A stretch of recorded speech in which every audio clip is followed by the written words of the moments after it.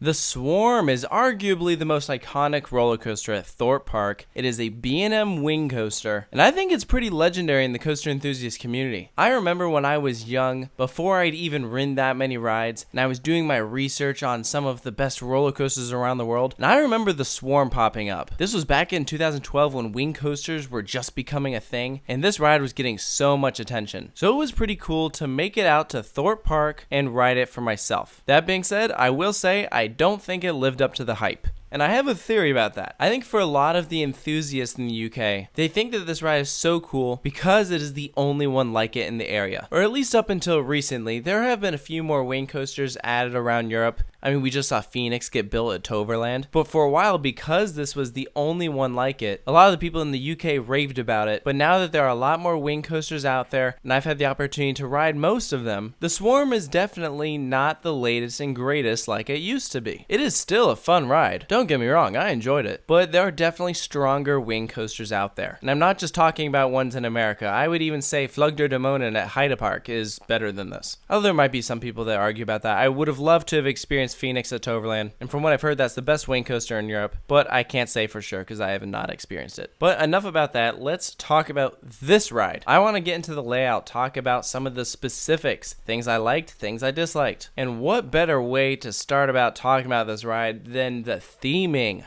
This is a pretty cool theme. The Swarm sits all by itself. When they built this ride, they essentially had to create an entire island dedicated to this ride. So there's nothing else around it. The ride just looks huge, and you walk up and has this apocalyptic theming. And they've really built a lot of stuff around the coaster. I think you can make an argument it's the best themed ride. I think you make an argument it's the best themed coaster in the park. It's pretty much either that or Saw. But what I liked about this is how many near-miss elements there are. That is something that the Swarm does well. Something that Flug der Dämonen lacked. There are numerous near-miss elements, the first of which is right after the drop. You drop and fly under a crashed airplane. Hello, that is awesome. And at some points you're flying through a billboard, you're right up against the water, and then the big finale of the ride is you do this inversion straight over the station through all this wreckage of this demolished building. Architecturally, this ride is just awesome. They've really built up the area around it. You see a wreckage, and they kept the effects going. I rode this in 2018, 6 years after the coaster opened, and they still had some of the effects working. At one point, if you're standing next to the coaster, it'll actually shoot water out on the pathway, which I thought was a fun little thing I didn't know about. So if you're standing in the right place at the right time, you could get wet from this ride. But I just thought it was really neat and really well done how they decorated the area. And the way that they've done all the buildings,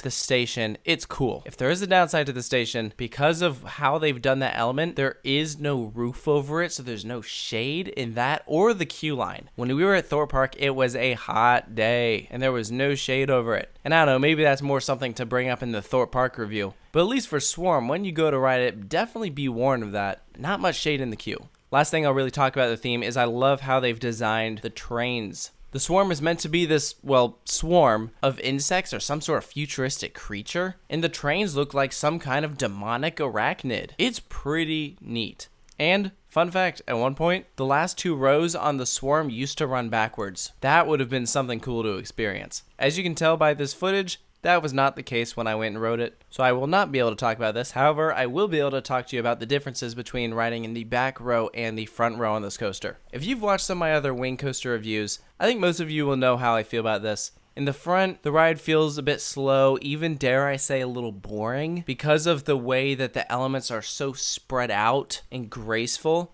In the front, I don't feel it is as exciting. I've always preferred wing coasters in the back, and Swarm is definitely one of those. Let's take that first rollover drop as our example. If you're in the front, when you crest over the lift and you start to turn upside down, you're hanging upside down for what feels like several seconds before you even start going down under yourself into the drop. Now, that can be a good thing or a bad thing. In terms of hang time, it's pretty cool. But when you're in the back, by the time you start going upside down, you go through it a lot quicker and then you're pulled over that drop. In terms of a sensation, I think it's a lot better that way. Now, the Swarm does have 5 inversions. That includes that drop I just talked about, a 0G roll, that is your second element, this big, tall inversion, real high up there, kind of slow moving through it. And then we have an inclined loop, which I don't know, RCDB calls that an inversion. To me, it didn't really feel like one. It just felt like a really high banking turn. So I'm not even entirely sure I would count it as an inversion. But I guess that's something really only the enthusiast would care about is, oh, is it inversion or not? Honestly, it doesn't really matter. But after that, we do have a corkscrew, and then the last one is that inline twist above the station that I was talking about. I would say favorite element is that last inversion. If there is a downside to it, after that inversion, it just goes straight into the brake run. It's no secret, this is a short ride. Look at the track length, 2,500 feet long. Definitely not the longest ride in the world. If you look at Gatekeeper at Cedar Point, 1,500 feet of track longer. And so when we hit that brake run, I was definitely like, okay, that was good, but like, that was it. I knew that that last element was going to be the end of the ride, but still part of me was like, wow, I really felt like there should have been more to that. And technically speaking, there is. After that brake run, you do this very slow turnaround into what is the real final brake run, but I don't really consider that part of the ride. I mean, as far as I'm concerned, that's just another turn into the brakes. So really that last inline twist is the end of the ride. So main takeaways from the Swarm, the theming is